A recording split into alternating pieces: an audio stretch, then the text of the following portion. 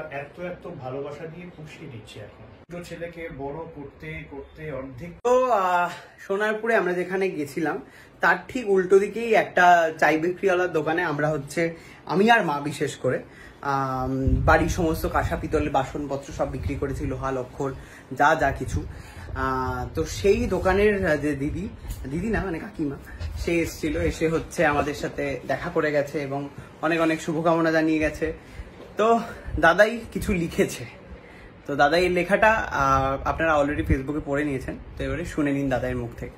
এটা হচ্ছে মানে মেনলি মায়ের জন্যই লেখা।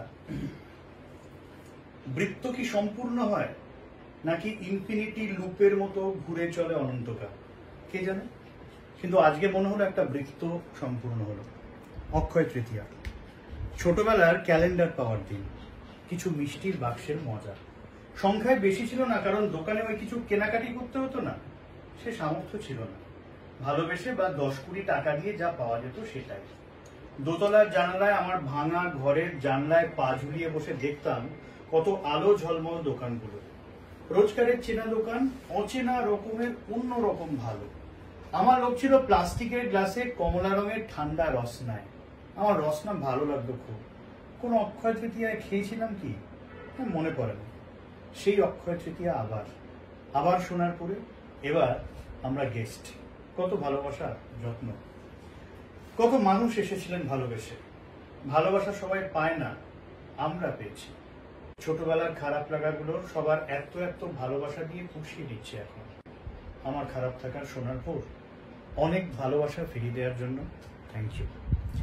এবার আসি যে ছবিটা দিয়েছি তার কথা, মানে আমার পোস্টে একটা ছবি ছিল সেটার কথা। যে দোকানে গেছি তার ঠিক উল্টো দিকে গোলাপি শাড়ি পরা, ফোন বুকের কাছে নিয়ে থাকা ওই কাকিমার বাড়ি, তার দোকান। যে দোকানে জিনিসপত্র বিক্রি করতে যেত আমার মা, সঙ্গে ভাই। পিতলের থালা, বাসন, লোহা লক্কর, যা খুশি। আমাদের দুবেলা খাবার জুটেছে 2-10 টাকা জিনিস বেচে। আমাদের একটা স্কুল ছিল, মা ছিল সেখানে টিচার। মায়ের মান সম্মান ওই কাকিমার দোকানের আনাচে কানাচে এখনো হয়তো রাখা। কেন বুঝলাম যখন কাকিমা আমাদের দেখতে পেয়ে নিচে নেমে এলো। তারপর কত আদর, পুরোনো দিনের সেই কথা। আমার মায়ের চোখের কোনা ভিজে যাচ্ছিল। মজা হলো, যারা ছোটবেলায় আমাদের অনেক অপমান করতেন তারাও এসেছিলেন আদিক্ষেতা করতে। সময় পাল্টায়, চাকাও ঘোরে। যারা খুব ভালোবাসতাম বলে মিথ্যে নাটক করে গেলেন, সত্যি বলুন তো বিবেকে বাঁধল না। কিন্তু সেসব ছাপিয়ে যায় অচেনা লোকজনের ভালোবাসা। এই যে এত মানুষের ভালোবাসা, এর থেকে বড় প্রাপ্তি আর কি বা হতে পারে।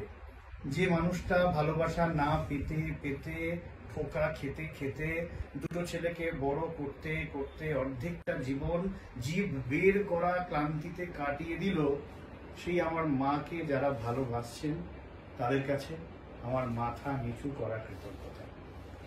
বৃত্ত কি সম্পূর্ণ হলো নাকি তার ইনফিনিটি লুপের মতো চলতে থাকে অনন্তকাল, কে জানে।